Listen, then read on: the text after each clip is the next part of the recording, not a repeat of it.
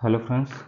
हम लोग बात करेंगे अभी जो पीटी का एग्ज़ाम हुआ है 6 सितंबर और 7 सितंबर को। 4 शिफ्ट में हुआ है, 6 सितंबर की फर्स्ट सेकंड शिफ्ट और 7 सितंबर की first second shift.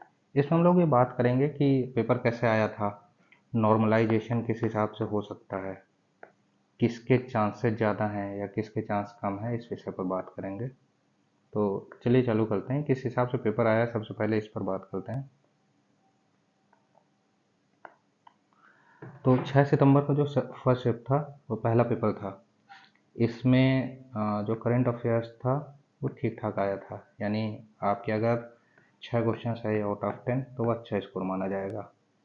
DI DI में जो 20 क्वेश्चन थे उसमें से 15 इजी थे,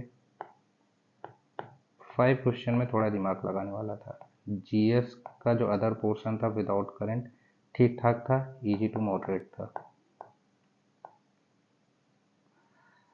इसके अलावा जो हिंदी थी, हिंदी एज यूजुअल इजी होती है, इंग्लिश भी लगभग आप इजी बोल सकते हो।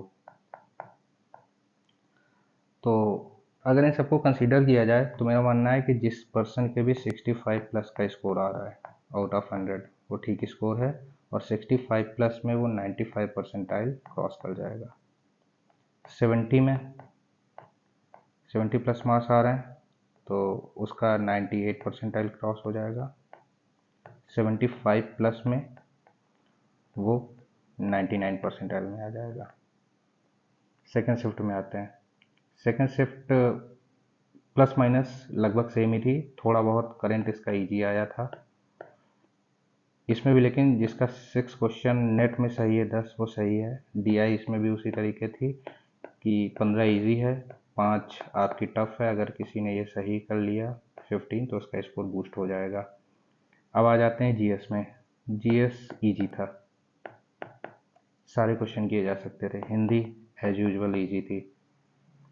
जो इंग्लिश है जिसको आती है उसके लिए इजी है, जिसको नहीं आती है तब भी वो 3 क्वेश्चन कर सकता है आउट ऑफ 5।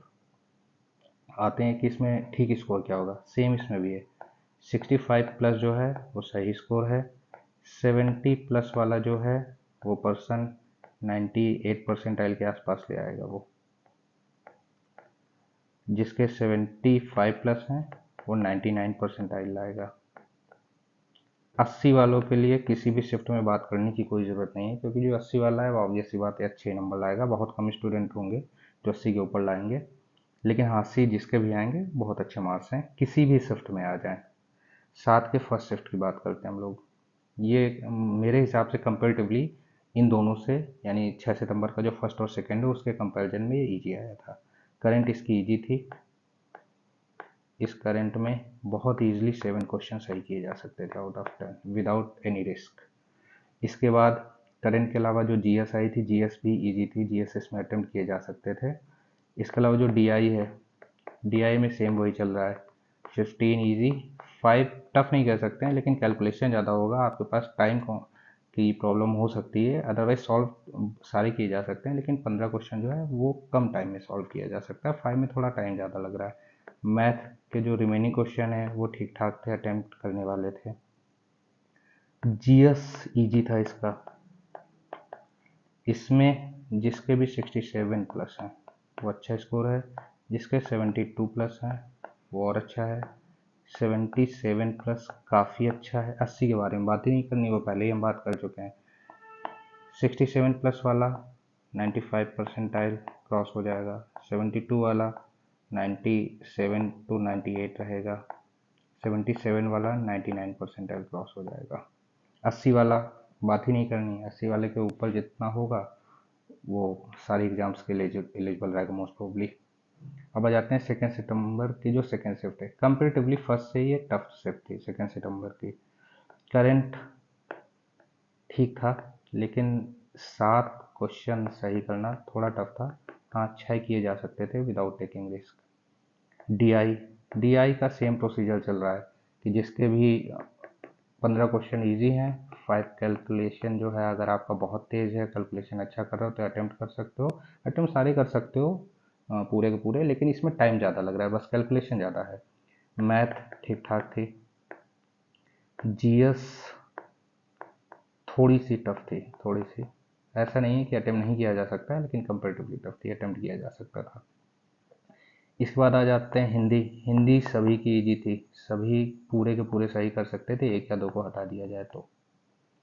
इंग्लिश 3 ईजिली सही कर सकते हैं 5 में।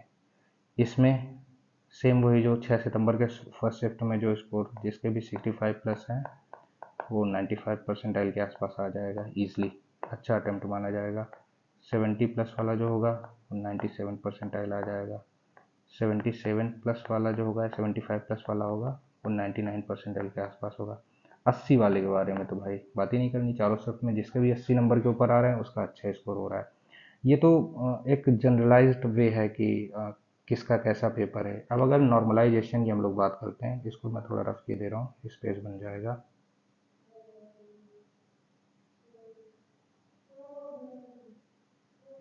अगर नॉर्मलाइजेशन की बात करते हैं हम लोग,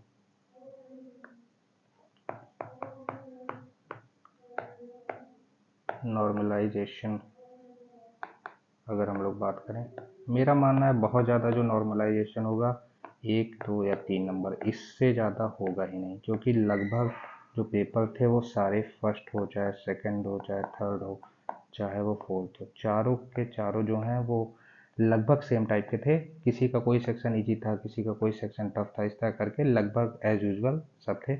मैक्सिमम जो नॉर्मलाइजेशन हो सकता है वो मेरे हिसाब से 1 या 2 नंबर का, बहुत ज़्यादा होगा तो 3 नंबर का होगा, इससे ज़्यादा नहीं हो सकता है। 1 2 या मान के चलिए, क्योंकि सारे लगभग बराबर ही थे। थोड़ा बहुत मेरे हिसाब से जो सेकंड सितंबर की जो फर्स्ट शिफ्ट थी वो कंपेरेटिवली ईजी थी, लेकिन वो भी इतनी ईजी नहीं थी कि बहुत ज़्यादा नॉर्मलाइजेशन हो जाएगा। सब 19-20 का फ़र्क है, इससे ज़्यादा कोई फ़र्क नहीं है, इससे ज़्यादा नॉर्मलाइजेशन नहीं होगा, मैक्सिमम 1 या 2 नंबर। बाकी आयोग कितना क्वेश्चन डिलीट करता है, किस हिसाब से वो उसकी आंसर की जारी करता है, इस पर डिपेंड करता है।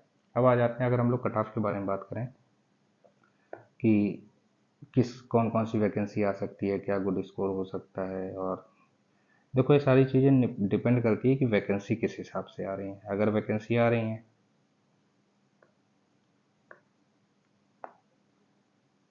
अगर वैकेंसी फॉर एग्जांपल जैसे लेखपाल की आनी है, अगर ये फॉर एग्जांपल 5,000 अगर आ रही हैं तो 5,000 का 60 टाइम बुलाएंगे या 40 टाइम बुलाते हैं। अगर 40 टाइम से भी बुला लेते हैं तो आप मान करके चलिए कि जिसके भी 60 प्लस स्कोर है उसको बात के लिए कॉल आ जाएगी। सेकेंड उसके बाद जो स्कोर होगा उस पर डिपेंड करता है। लोअर पीसीएस में आ जाते हैं, लोअर पीसीएस में जिसके भी 70 प्लस हैं उसके ब्राइट चांस हैं। एक वैकेंसी आती है एएसओ की, असिस्टेंट स्टैटिस्टिकल ऑफिसर है। इसमें पीजी मांगते हैं कॉमर्स से, इकोनॉमिक्स से, मैथमेटिक्स से, या किसी ने किया हो स्टैटिक्स से, उन सब में। साथ में इसमें ओ लेवल या जो भी ओ लेवल के समकक्ष जो योग्यता है वो मांगते हैं। इसकी मेरिट ज़्यादा जाएगी 25 नंबर, मैक्सिमम बता रहा हूँ, इससे ज़्यादा नहीं जाने वाली है, क्योंकि स्पेशल क्वालिफिकेशन की वैकेंसी है। ये लगभग 1400 वैकेंसियाँ हैं, 1400 इस पर होना है। अगर फिर से जूनियर असिस्टेंट की वैकेंसी आती है, अगर 5,000 वैकेंसी आ रही, पिछली बार तो 15 नंबर कट ऑफ गया था, 15 नंबर कट ऑफ गया था जूनियर असिस्टेंट का अप्रॉक्स। इस बार भी आता है, तो डिपेंड करता है वैकेंसी पर। अगर वैकेंसी ठीक ठाक आई हैं तो आप मान के चलिए 25-30 नंबर में हो जाएगा। अब ये सारी कहानी चल रही है, लेकिन हम लोग को ये भी बात ध्यान करने लायक है, समझना पड़ेगा इसे, कि लगभग 25 लाख लोगों ने फॉर्म अप्लाई किया था और इस बार अटेंडेंस बहुत अच्छी रही है। लगभग 75 से 80% के आसपास लोग 25 लाख में आप मान करके चलिए लगभग 22 लाख लोगों ने एग्ज़ाम दिया है।